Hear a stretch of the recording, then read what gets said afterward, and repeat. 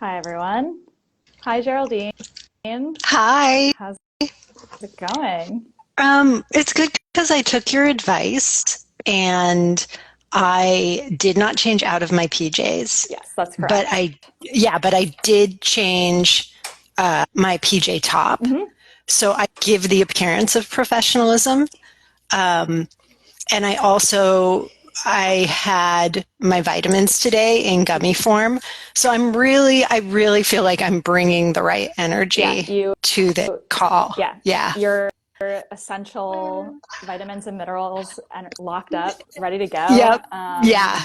Thank you. And yeah, I was just telling Geraldine earlier, if I was not in my office, I would also be in pajama pants. And I feel like that is a bad threshold that you have created that for some reason the office cannot have pajama pants.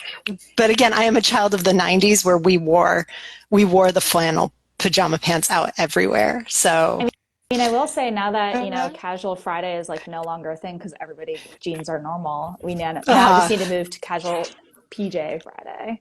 so Um, my goal, and I feel like I can share this. I was a travel writer for many years, and my goal for the clothing that I packed was, can it go from pajamas to a reasonably nice dinner yeah, out?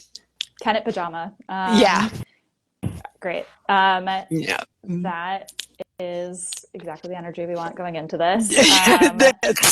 Sleepy and lazy, and I am bringing it, you guys. We're, That's what we're doing. you know what, it's a gloomy day here in New York. We want to cuddle up and be cozy with a book, just like this one here. Um, What a random choice. Oh my God. Oh my God. Wild. What a choice. Just happen to have you here as I just picked up this book off my bookshelf. And just to, I don't know, get started for some introductions. Hello, everyone on Instagram Live. I'm Aubrey Martinson. I'm an editor at Crown. And today I have with me our wonderful author, Geraldine DeRuiter, who has written an incredible book called If You Can't Take the Heat, Tales of Food, Feminism, and Fury. Thank you. Well, I think any and all of that book's amazingness is owed in large part to you and your work and tenacity and patience. And oh my God, you guys don't even know what editors have to sift through and do and what Aubrey put up with. Oh. All good stuff, very well worth the work and the energy. And it's not about me, it's about you. You wrote an incredible book, and the responses so far have just been amazing. And I'd love to just kind of get into your headspace of, as this book has evolved, how it's Yeah. been for you as a author. Yeah. I think to get things started, let's talk about, the basis of the book. It, as you can see on the cover, is a glazed cinnamon roll being tightly squeezed. Yes. And we will keep the mystery of whether or not that's your hand a secret. But starting with the origin story of this book, I had first heard of you because you had gone viral for your piece about your experience baking the pizza dough cinnamon roll recipe that Mario Batali decided to include at the end of his sexual harassment apology letter, which is just a Yes. wild sentence to speak. Yeah. Still baffling every time I say it out loud. And I'd love for you to kind of walk us through the experience of like writing it, watching it go viral, and then all the way to winning a James Stewart Award. Yeah, it's weird because it's one of those sentences that had never been said before and now has been said so many times. So where are we? We have to travel back in time. So, right, the wind's whipping in our hair. We're moving back in time. So we zoom back to 2017. And 2017, oh my God. What So a that's where time. we are. I know. 7 years What a ago. time. 7 years ago. It's 2017. Donald Trump is president, and we are in the middle of the Me Too. Like, we're at the apex of the Me Too movement. And Mario Batali, so allegations are about to come out, and the allegations are horrific, but we don't know that yet. And so he sends out preemptively, his PR team sends out this apology letter for for essentially sexual harassment misconduct is what they call it, right? So it's all this cleaned up, kind of stale, very safe legal language about I did something bad. I can't quite say what it was. It was of this, of this nature, right? In this pocket of bad things. And I'm very sorry to those I've disappointed. So you're like, what? Like you're trying to read through to figure out what it is. And then he says at the end of it, here's a recipe for pizza dough cinnamon rolls. And they're a fan favorite, or like they're a holiday favorite or something like that. And my brain comes to use the words of Patton Oswalt, my brain comes to an ass grinding halt when I read that line. I'm like, what? And you're like, what? What are you talking about? Like, what is even happening right now? And it's just it's just like slide whistle clown, like noises, like people honking horns. You're like, this doesn't make sense. And it feels like this weird distraction, which it is. It's this stupid distraction. And it's like he's trying to appease us all. He's giving us, like, he's like, hey guys, really sorry about that whole sexual, like, assault allegations. Whoopsie. Yeah, here's some cinnamon rolls. And like, I'm reading the recipe, and this is the last thing, right? But like, the thing on top of all of this that is so absurd is that it's not a good recipe. And Like, I still just go back to the fact that like pizza dough is not for cinnamon rolls. Like there's such a distinct texture to cinnamon rolls that you can just as easily pop out of a can better than doing the effort of making them from pizza dough. absolutely. Like, so cinnamon rolls are notoriously actually they can be quite complex. And I was actually I did an interview with, name drop, I did an interview with Kara Swisher that was released yesterday, and she asked me the difference between the doughs. And a brioche type dough is what you would use for cinnamon rolls, right? Like it's flaky and it pulls apart and it's really light. And if you think about pizza dough is chewy and dense and like has a lot of consistency to it because it needs to support a bunch of toppings. So I'm like, well, these are going to be terrible. So I decide to make them, and I make them over the course of a day. And I'm just like thinking about the blog post as I'm doing them because it's all coming out. Like I'm in this state of, I believe that the term coined by Tangerine Jones is rage baking, and check her out. And I believe that is her handle on Instagram. Check her out. It's rage baking. But that is the mental state that I am in. And so I rage bake these cinnamon rolls, and then I write the post, and it's kind of like, just it all comes out, right? Like all of the rage that I feel for Batali, all of this garbage that I have dealt with personally about like my own experiences that pertain to me too, it all comes out. I write the post in about 45 minutes, and that's not to be pithy and to say like I am such an amazing writer, but more that, when like you tap into the vein of whatever you're feeling, you're locked in. And it's going. And I think my favorite part is just the way that you compare the, sloppiness of the recipe to the feebleness of this apology itself. It's just such a smart connection to make. Oh, thanks. Honestly, I feel like I wrote it in a fugue state. So I look back at and you've said this a couple of times, and like going to the book, there was a couple chapters in the book that felt when I wrote them very similar to the blog post. And they are actually the chapters that pertain to Batali. It all just came out. And you even sent me an email where you reflected on those and you said, wow, the sentence on which you ended this chapter was incredible. And it actually took my breath away. And you sent that in an email. And I said, oh my God, I don't know. I don't know what she's referring to.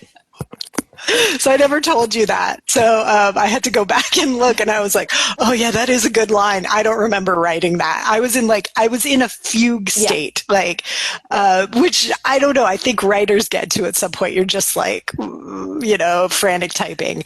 So the blog post goes, technical term here, Aubrey, bonkers viral. Can confirm. Can Yep. confirm. Yeah. That is in publishing. That is the copy edited, fact checked How term. it goes. Yeah. Yeah. By the way, thank you. I'm getting like all these hearts and all these people are joining the call. Thank you all so much for spending some time with us as we talk about misogyny, cinnamon rolls, and unbridled rage.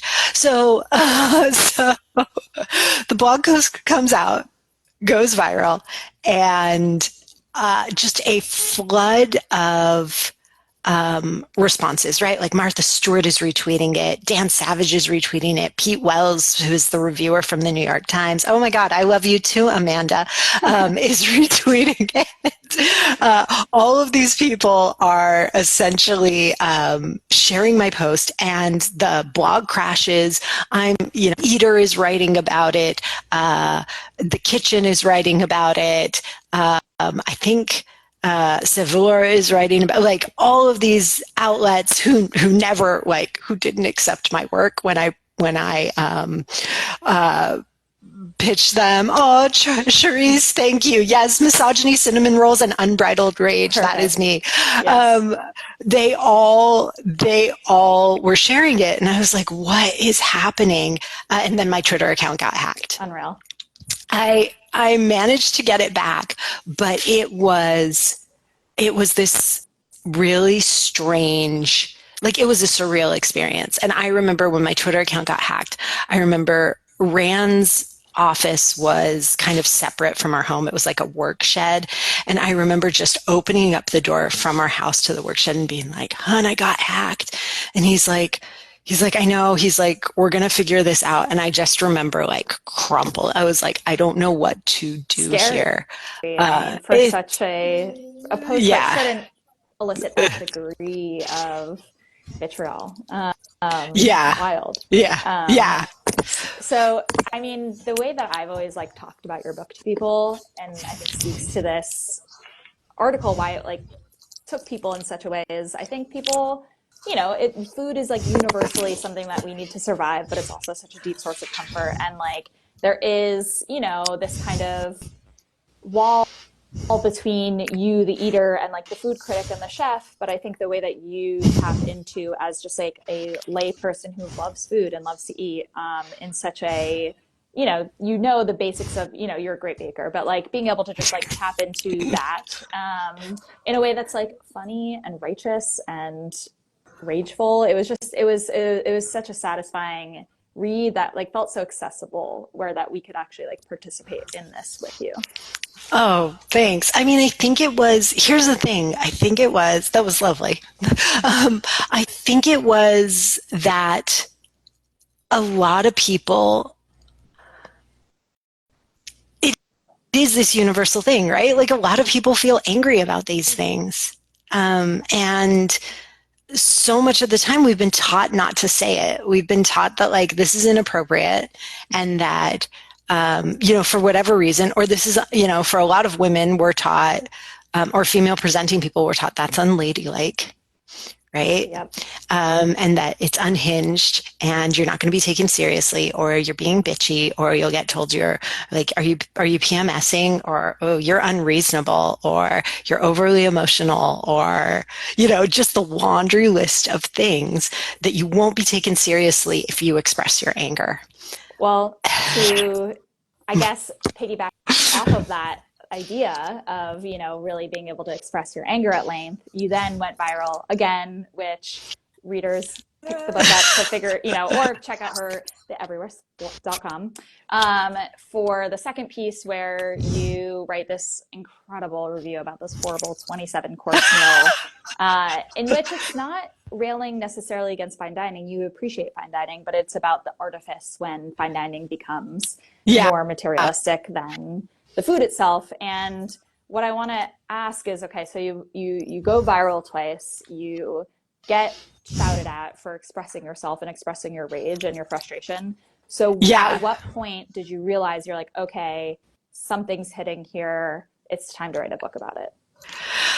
I had a conversation with, and I've mentioned Laura a few times. She blurbed the book. She's on the back. So Laura Littman, I had a conversation with Laura Littman, and it was one of my favorite conversations, actually. It was with her and Sarah Weinman, who they're both, which is interesting because they're both in the, kind of crime writing world. And I can't remember if Laura or Sarah said it, but we were talking, and then one of them said, and there were a few friends in the call, in the conversation, and one of them said, I was like, I don't know what I'm doing with my second book. Because, Aubrey, I don't know if you've had this experience working with authors.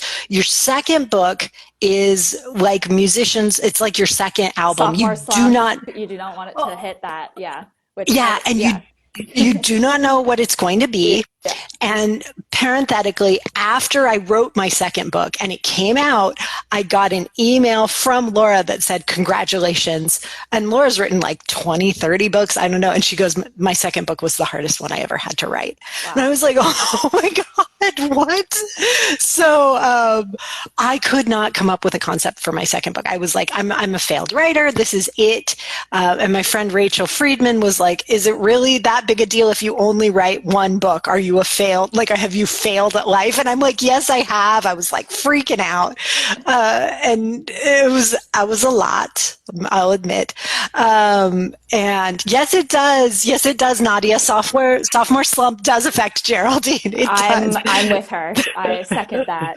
Would not call this sophomore slump.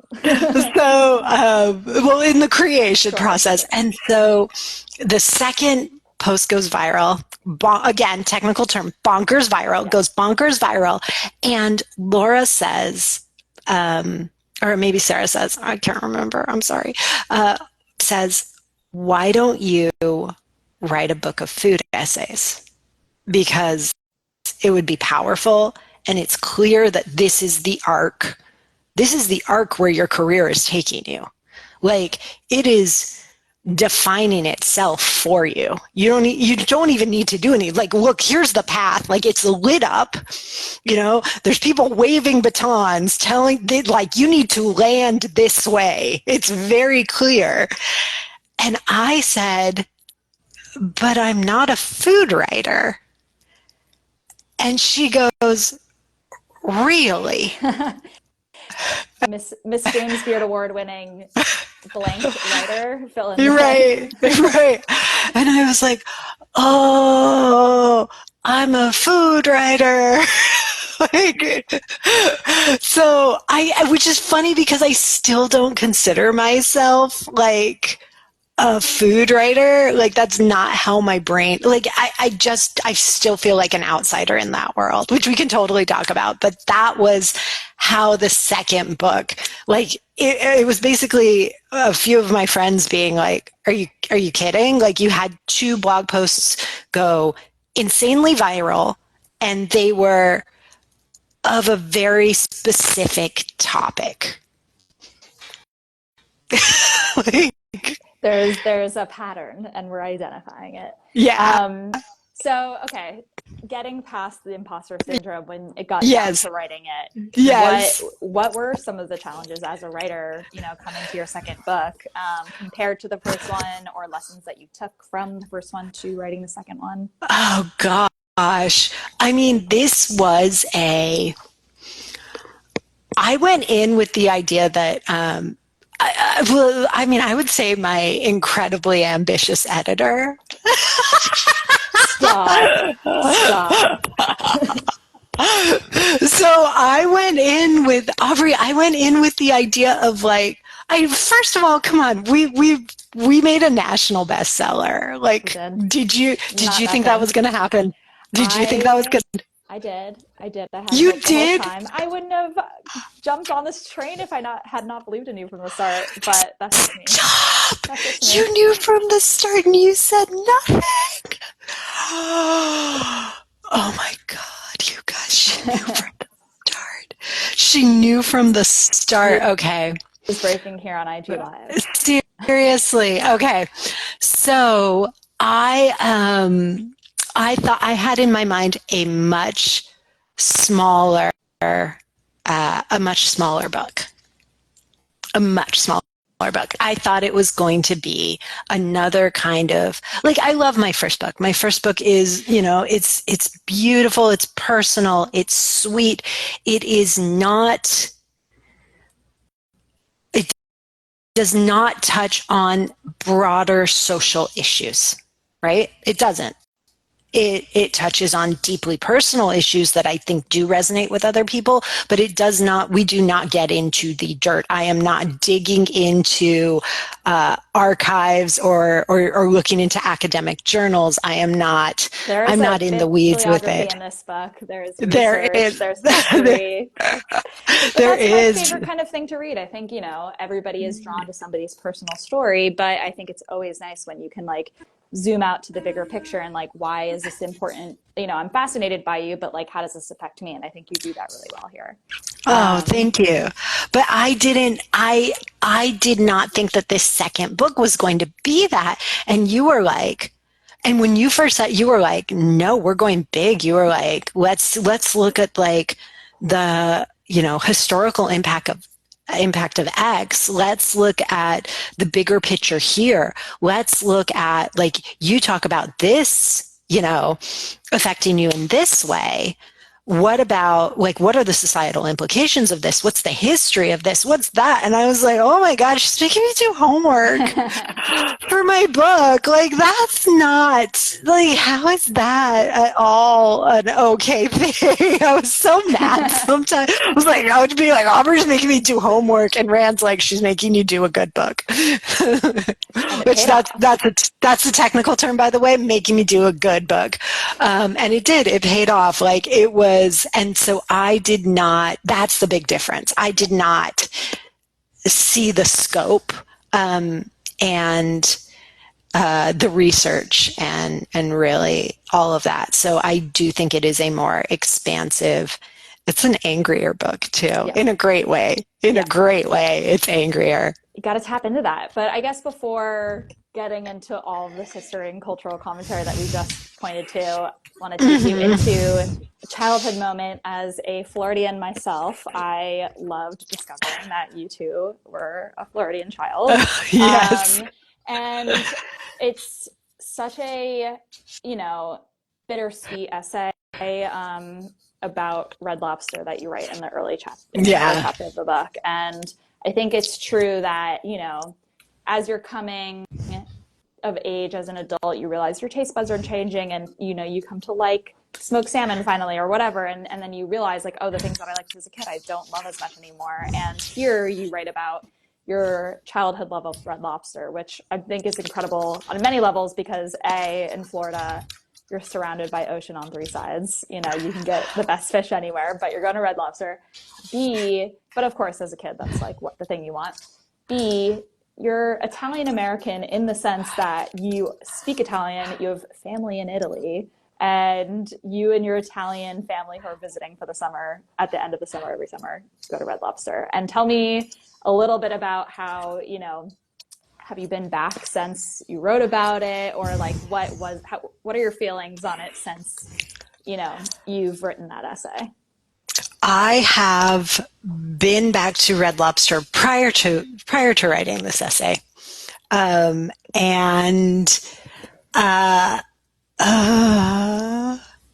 you had the experience where you go to Chuck E. Cheese or where you go to the place, even a hill? Have you done the thing where you go to a hill that used to be really, really tall when you were a kid, and it's like a 4-foot rise, and you're like, what? This was huge. Yep. And you're like, how did that? Speaking of Florida, actually, I went to Magic Kingdom last fall, and I was like, oh, I can run around the park. It takes 2 seconds, a lot smaller than I had realized. Yeah. So the scope and change of things from when we are children. It changes so much, right? Like and so there is a sadness there. There's a sense of loss there because it's like, oh, this place was so special. And now that beauty and that patina of like shine is just gone. And that is so hard. In terms of the fact that I ate at Red Lobster when I lived in Florida, I mean, I guess it comes down to like, I perceived it as, and I still do, right? I thought it was social climbing. So Yep. that's right. That's what it is. I think it's social climbing. And it's interesting too how many people like latch onto that. Yeah, benign lives, Nadia. My elementary school was so small. It's true. You go back to your elementary school and you're like, how are the desks? The desks are this big. And so it is shocking, right? It's shocking. Hindsight is this incredibly, gosh, there's humbling. something sad. It's Yeah. humbling. And there's Yeah. something sad about it too. There's this sense of loss about it because you're like, God, the thing that I wanted as a kid was small and beautiful and attainable. And then I got it. And it's almost heartbreaking. It's almost heartbreaking in a way But that I can't really describe. I will say it does end on a happy note where you realize how much you've grown and what your standards were then versus now, and just Yeah. leaning into, wanting bigger things for yourself at this point in your life. It is really about um, realizing that you deserve more, right? Like Red Lobster becomes a metaphor, but it is really about deserving more and realizing how you are deserving of love, Yeah. which is why the NYT article where she calls out and questions why my husband loves me and then cites that chapter is really messed up. It's so messed up, Yeah. but we're not allowed. And again, this is a complex thing because, right, you're not allowed to respond to negative reviews because you're seen as not being able to take criticism. You're seen as defensive. You're seen as this. You're seen as that. So it's just kind of like you have to go with it. Amanda, big frowny face, huge frowny face. That's the feeling. That's the feeling. Yes. Um, Yes. so when you did make the Cheddar Bay biscuits last week, were they as good? They were very No. disappointing. Oh, I'm so They sorry. were so disappointing. I don't know if it was the recipe or what, but I made them and I was like, these are dry and a little sad. Like they were bland. I don't know. They were not good. If anyone has a good Red Lobster Cheddar Bay biscuit recipe, please DM me. Yes, all the crying emojis, please. Drop it in the Please chat. please treat this with the gravitas it deserves. No smiley emojis. Stop that. Tears, fire, rage, possibly explosive head emoji, whatever you want. Bring that. Friends, something is happening. Can I show you? Wait, what? Can I show the people? This is what my husband does. He just showed up and he's like, "Do you want an egg sandwich?" And, King. with avocado. This is my life. Like he's in the background like, do you want an egg sandwich with avocado? I will have one later. Thank you so much for offering. You are amazing. You are hashtag supportive spouse. Thanks, You are Rand. you're incredible. This is my life, people. This is like, yeah, if you went to 11-year-old Geraldine and like we're like, hey, guess what? You're going to be getting Yeah. delivered a delicious egg sandwich on Yeah. live for everyone to Yes. see. While you're talking about your book, I'd be like, okay, okay. So speaking of Red Lobster who?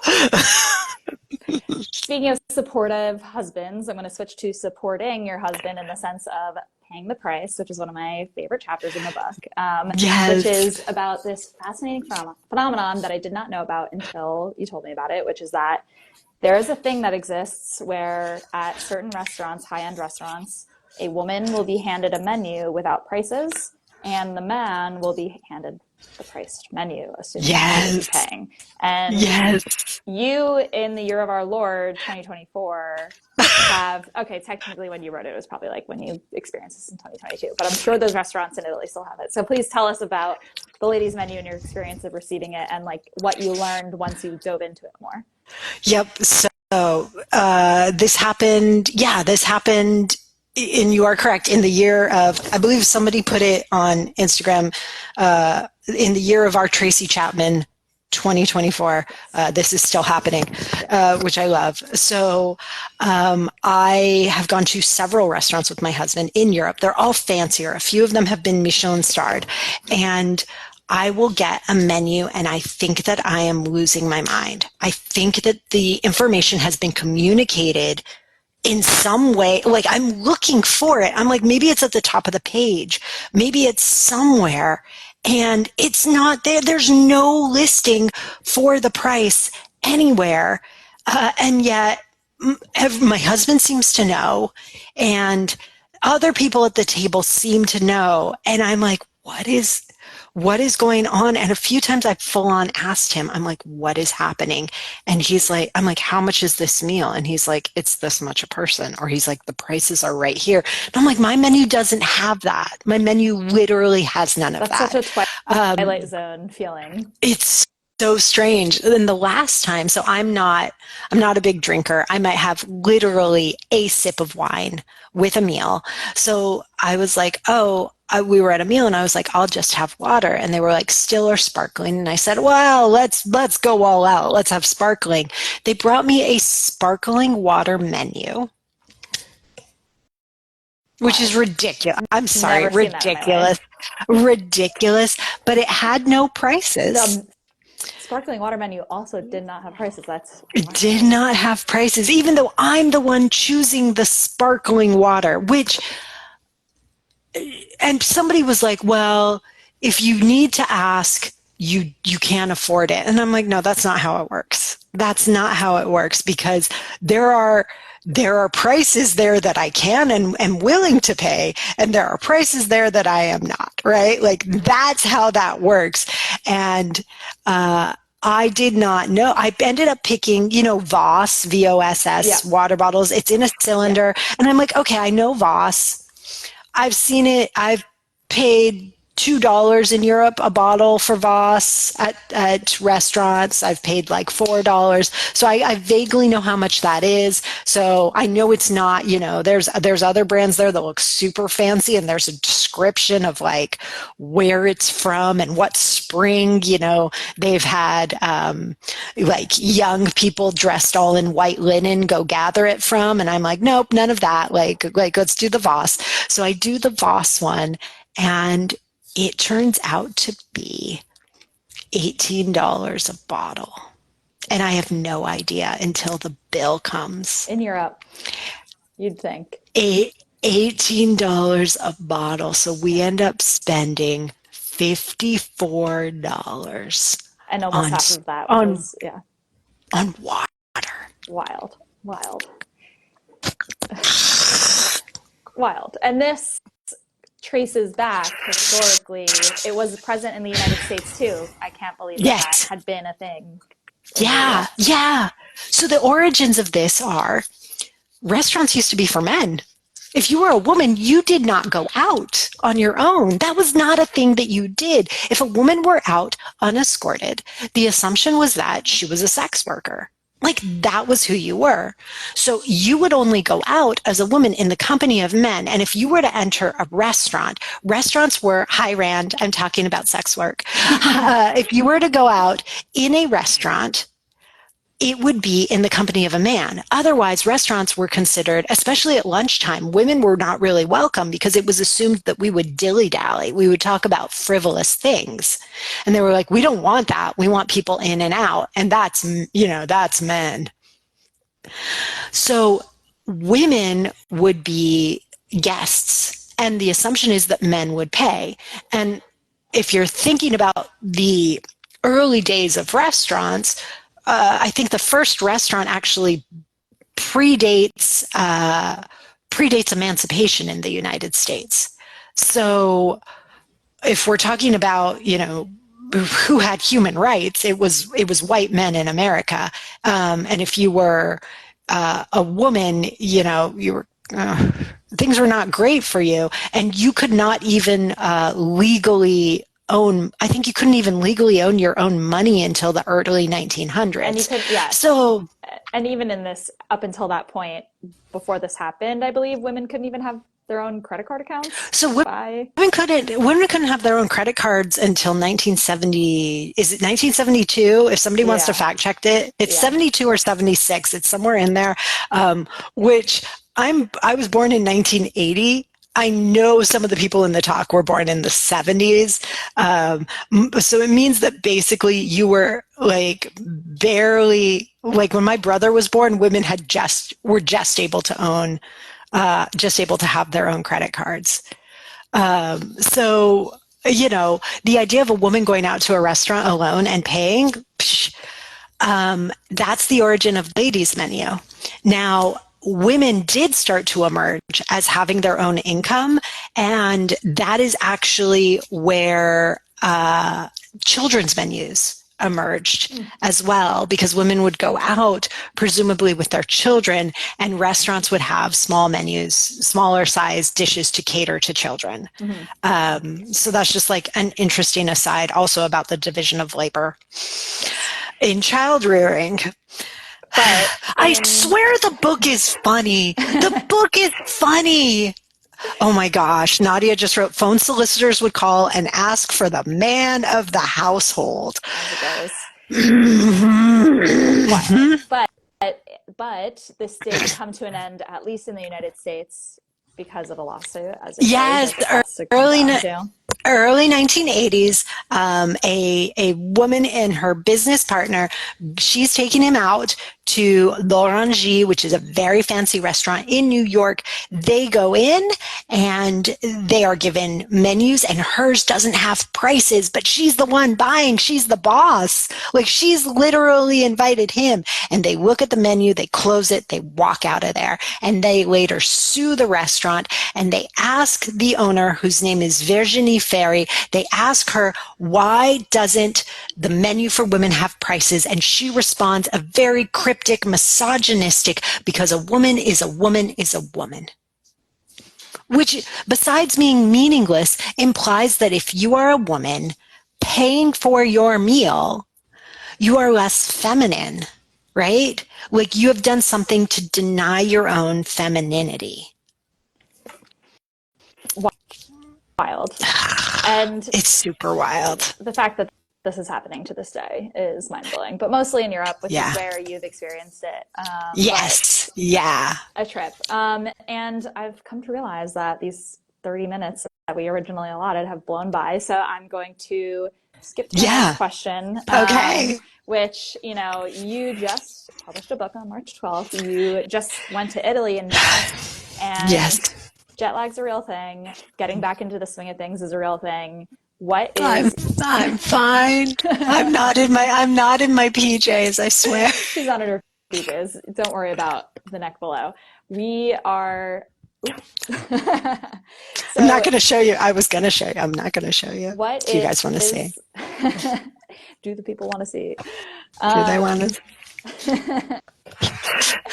So what is your go-to comfort bake to get you back into the swing of things and feeling settled back into your home?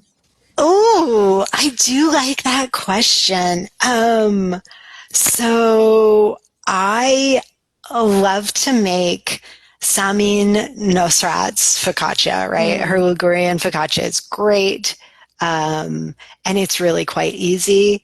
So that's one of my favorites. Great choice. And so I would say that's probably my go-to. If we're talking about sweets, I am blanking on the author, but the cookbook is 100 Cookies. Okay. It is by far one of my favorite cookbooks for sweets.